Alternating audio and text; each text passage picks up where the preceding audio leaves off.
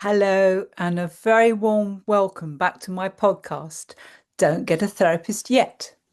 I'm Wendy Castelino, and I'm an accredited CBT psychotherapist and EMDR therapist. And today we're going to be talking about something you've almost definitely seen on social media. It's called wellness stacking. You've probably scrolled past some of those videos of perfect morning routines. The matcha latte, the yoga mat, the red light lamp, the journaling, the affirmations, all before 7 a.m.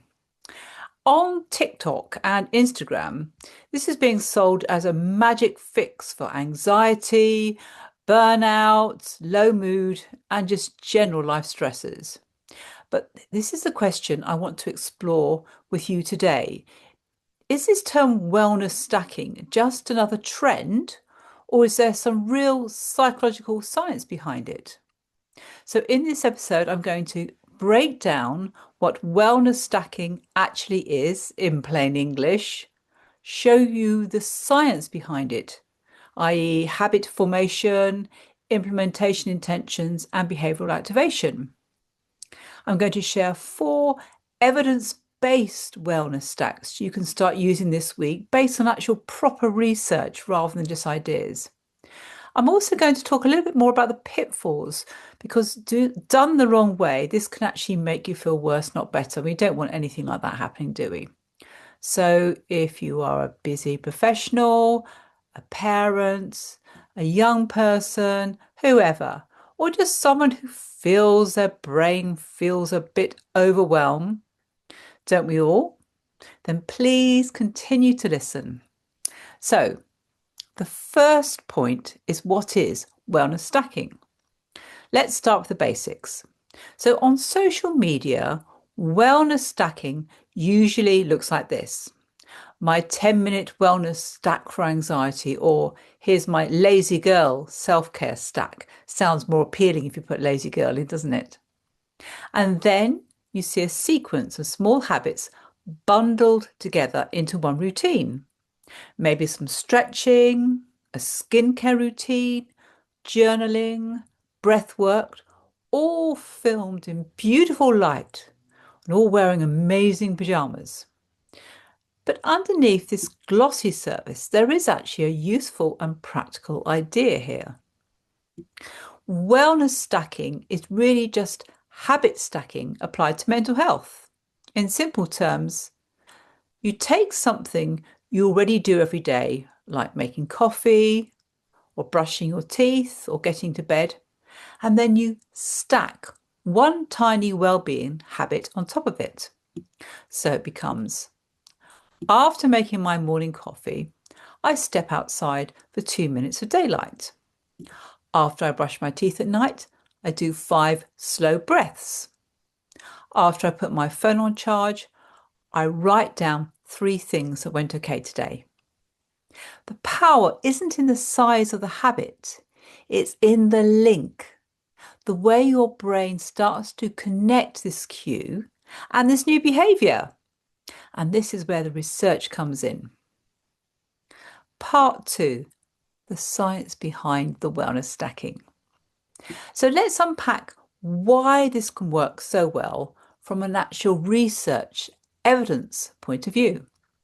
So habits form through cues and repetition. Habits don't magically appear. They form when you repeat the same behavior in the same context again and again until it becomes more automatic. So within the therapy realm, the evidence suggests a cue, something that happens regularly, like I've just finished my breakfast. Behavior, the action you want to do, such as drink a glass of water or take 10 breaths. Reward, how you feel afterwards. Hopefully you'll feel more calmer or more energized, maybe a little bit more proud of yourself. Then over time, the brain starts to learn when this cue happens, I do this behavior and I get this reward. Wellness stacking plays directly into this. Hang on, put a hair in my, I don't know where that's come from. Excuse me. got rid of that. Wellness stacking plays directly into this. You identify a cue you have already after I pour my coffee. Then you attach a tiny wellness behaviour. For example, I step outside in the daylight for 2 minutes. You're not trying to invent an entirely new time slot in your day. You're piggybacking on something you already do. This makes the change much easier to remember and maintain. Good, isn't it? The if-then formula. There's also a really useful concept called implementation intentions. It's a fancy name for a simple idea. If X happens, then I'll do Y. So, for example, if it's 10 p.m., I'll put my phone in the kitchen. If I feel overwhelmed at my desk, I'll take 2 minutes doing some breathing exercises. So studies show that when we set up a very specific if-then plan, we're much more likely to follow through with our intentions. Wellness stacking is basically an everyday version of that. So if I'm brushing my teeth, then I'll do 5 slow breaths. I've just cleared away my dinner, then I'll do one small thing that gives me a sense of achievement. You're giving your brain a simple rule to follow rather than a vague intention like, I should take better care of myself.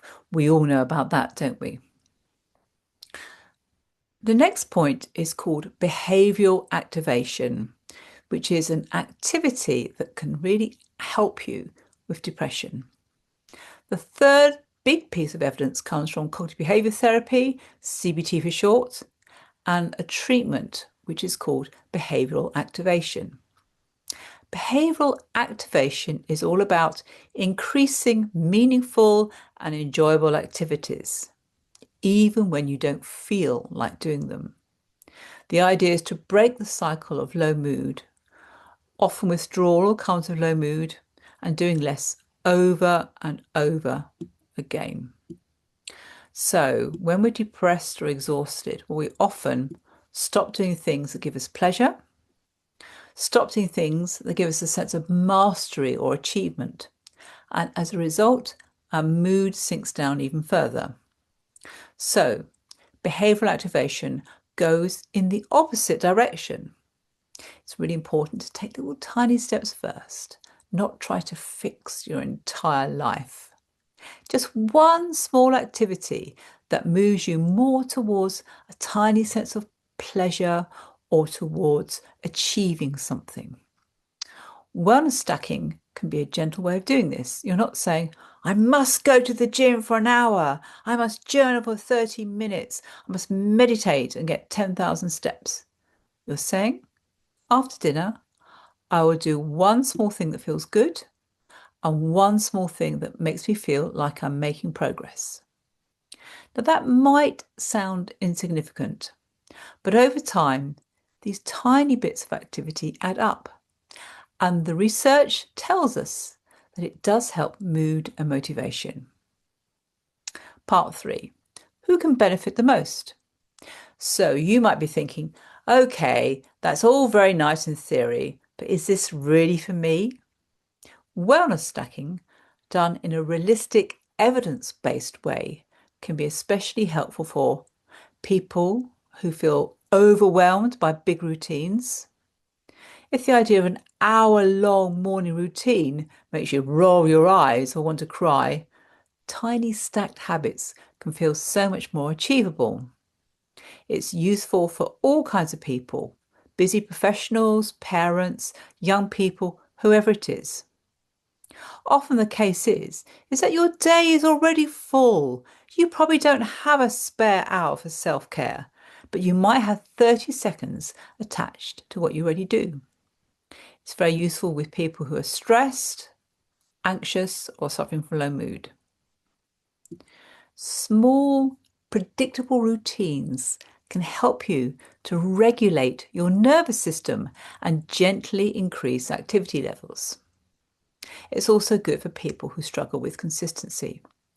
So if you find yourself starting things and dropping, then starting, then dropping, and starting again, then dropping, cue-based habits linked to things you already do can be so much easier to sustain.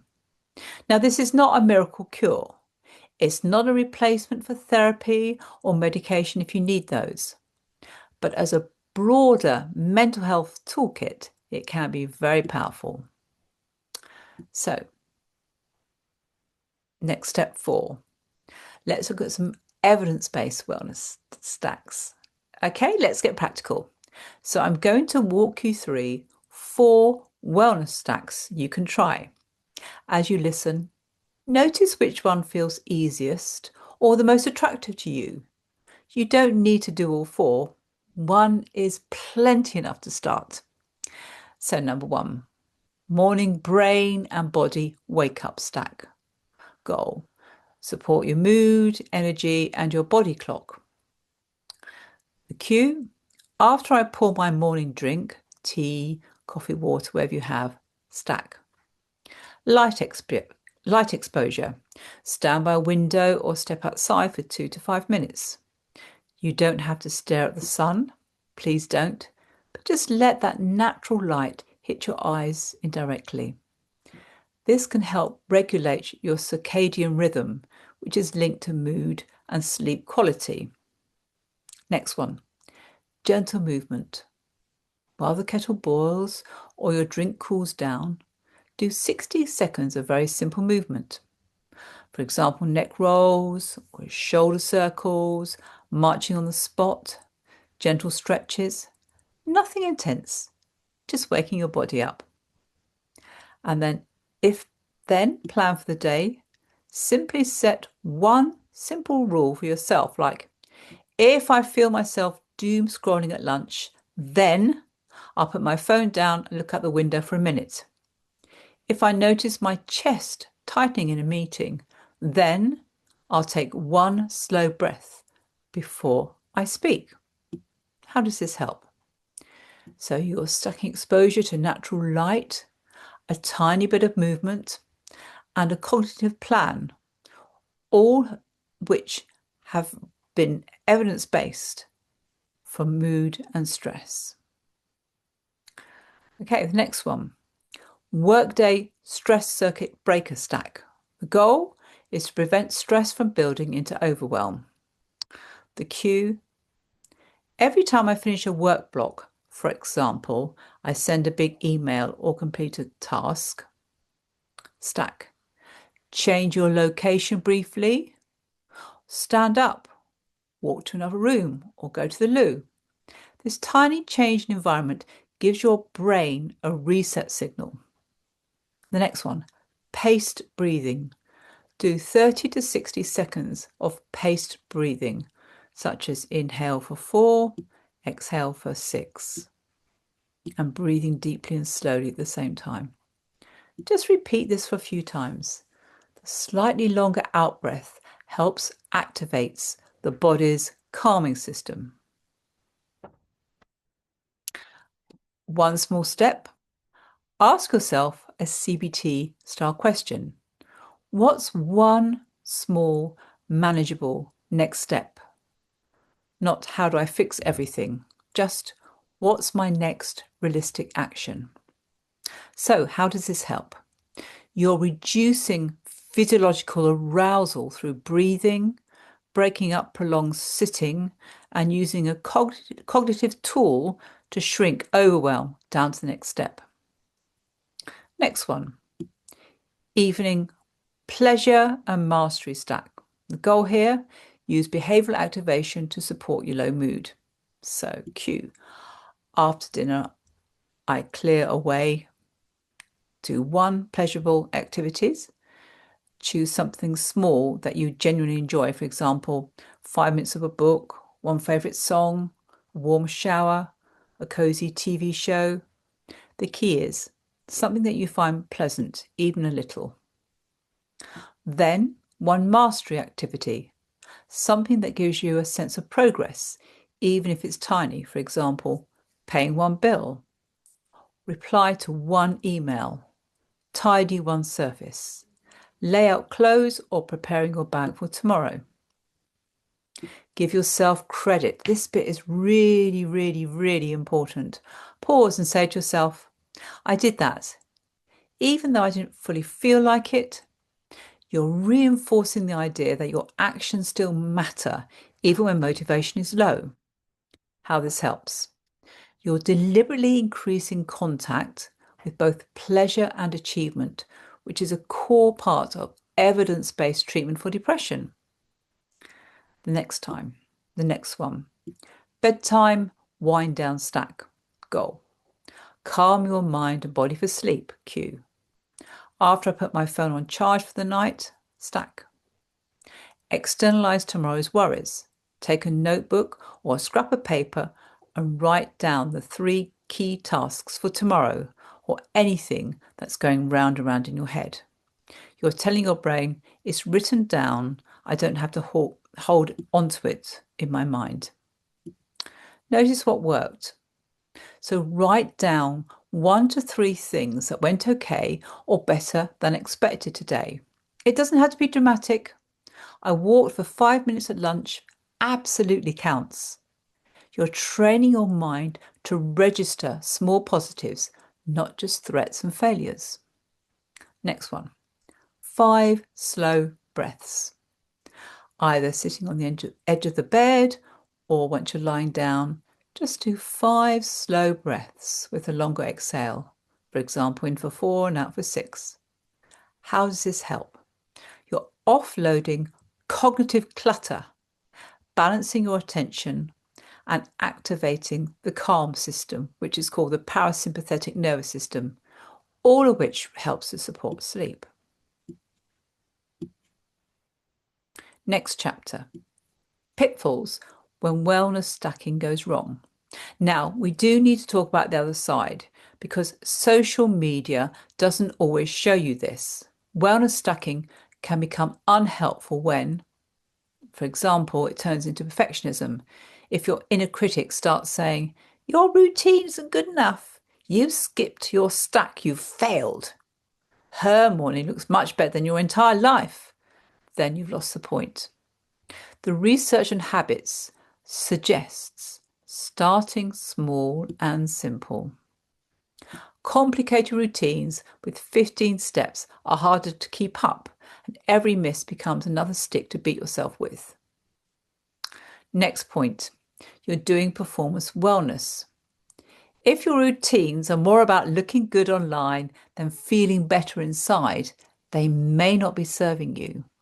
Ask yourself, if no one ever saw this on Instagram, would I still want to do it? If the answer is no, then this might be more about performance than self-care. Next step, you're ignoring your body's limits. So wellness stacking is not 4 hours of sleep plus heavy workouts plus fasting plus 3 coffees. Sometimes the body needs more rest, more food, or more medical support, not more hacks. It's really important if you're dealing with conditions such as post-traumatic stress disorder, ADHD, chronic illness, eating disorders, or very severe anxiety and depression, you may need a more tailored approach. Tiny stacks can still be helpful, but ideally in conversation with a therapist, a GP, or a specialist. You're using it instead of proper help. So finally, if you are really struggling with severe negative thoughts, depression, self-harm, panic attacks, you're not just coping. Wellness stacks are not a substitute for professional care. They can sit alongside therapy, medication, support groups, medical care, but they're not meant to replace them. So please, please, please, if you really feel that you need some help, just reach out, start with your GP. Next, chapter 6, how to start the week. So if you want to try evidence-based wellness stacking, here's a simple plan. Choose one stack, pick the one that feels the easiest, such as morning lighter movement, workday stress circuit breaker, evening pleasure and mastery, or bedtime wind down. Write your if then sentence. Actually say it or write it down. After I, existing habit, I will, tiny wellness action. Make it laughably small. 30 seconds is fine. 1 minute is fine. The goal is consistency, not to overdo things. Then track how you feel. Just for a week or two, just notice, does this help even a little bit, tiny, tiny little bit? Do I feel calmer, more organized, or slightly more in control?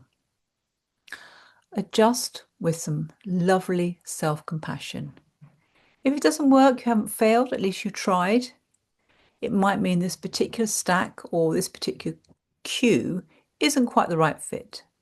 You can tweak it, shorten it, or try another one. Remember, we're not chasing perfection. We're building small, repeatable actions that support your mental health in the messy reality of your actual life. So that's wellness stacking. It's not a shiny media trend, but an evidence-informed way to build tiny helpers into your day. So what did we cover in this episode? What wellness stacking really is, the science of habits, implementation intentions, and behavioral activation, 4 practical stacks you can try, the pitfalls to watch out for. If you'd like to try one of these stacks this week, I'd love to hear how it went for you. If you're listening and thinking, actually, I'm really struggling with these small steps, they don't feel like enough, then please consider reaching out to your GP or qualified mental therapist or a local mental health service. You don't have to figure this out on your own. Thank you so much for listening today. I so appreciate. If you found this episode helpful, please feel free to share it with a friend who's feeling overwhelmed or leave a review so that more people can find this podcast. Take care of yourself. Start tiny, and I'll speak to you more in the second episode. Thank you.